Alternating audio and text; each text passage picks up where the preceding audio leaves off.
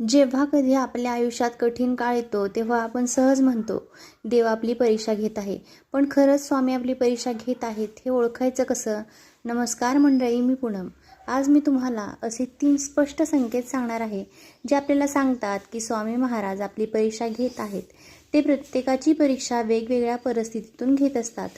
कधी सुखात, कधी दुःखात, तर कधी अनपेक्षित संकटात.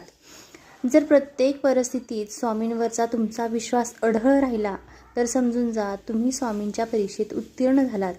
पण जर अशा स्थितीत मन थोडं जरी डगमगलं, जर स्वामींवरती श्रद्धा कमी झाली किंवा विश्वास उडून गेला, तर लक्षात ठेवा स्वामींच्या परीक्षेत आपण अपयशी ठरलो.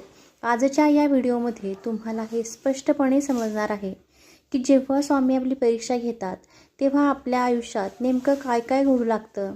भक्तांनो, लक्षात ठेवा, स्वामी प्रत्येकाची परीक्षा घेत नाहीत, तर ते फक्त त्याच भक्तांची परीक्षा घेतात ज्यांच्यावर त्यांचा पूर्ण विश्वास असतो. स्वामी पाहत असतात की हा भक्त भक्तीच्या मार्गावर किती काळ ठाम राहतो. कितीही कठीण प्रसंग आला तरी तो श्रद्धा ठेवतो की नाही. मंडळी, व्हिडिओ पुढे सुरू करण्याआधी फक्त एक छोटीशी विनंती आहे. मी वेळात वेळ काढून हा व्हिडिओच्या माध्यमातून स्वामी भक्तांच्या समस्या सोडवण्याचा प्रामाणिक प्रयत्न करते आहे. म्हणून जर हे व्हिडिओ तुम्हाला उपयोगी वाटत असतील तर कृपया व्हिडिओला एक लाईक करा आणि कमेंटमध्ये हा व्हिडिओ तुम्हाला कसा वाटला हे नक्की सांगा. मी श्री स्वामी समर्थांच्या चरणी मनापासून प्रार्थना करते की हे स्वामी आई सर्व भक्तांच्या सुखात, आनंदात आणि ऐश्वर्यात ठेव. तसेच प्रत्येक भक्ताचं प्रत्येक संकटातून रक्षण करा. तर मंडळी, जाणून घेऊया हे 3 संकेत कोणते आहेत जे आपल्याला सांगतात की स्वामी आपली परीक्षा घेत आहेत.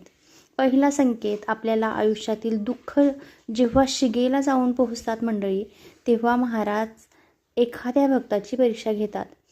तेव्हा त्या व्यक्तीच्या आयुष्यातील दुःख हळूहळू वाढत शिगेला जाऊन पोहोचतं. असं वाटू लागतं की आयुष्यातले सगळेच दरवाजे बंद झाले आहेत. कुठे जावं, काय करावं, कोणाकडे मदत मागावी हेच काही कळत नाही. असं होतं. आपण शक्य ते सगळे प्रयत्न करून पाहतो, मेहनत करतो, धडपड करतो, पण तरीसुद्धा हाती येतं ते फक्त अपयश आणि निराशाच. पण पूर्णपणे हताश होऊन जातो आणि मनात एकच प्रश्न उभा राहतो, आता पुढे काय? जर तुमच्या आयुष्यातही असंच काही घडत असेल तर प्रत्येक प्रयत्नानंतरही तुम्हाला केवळ निराशाच हाती येत असेल तर भक्तांनो, लक्षात घ्या की स्वामी तुमची परीक्षा घेत आहेत.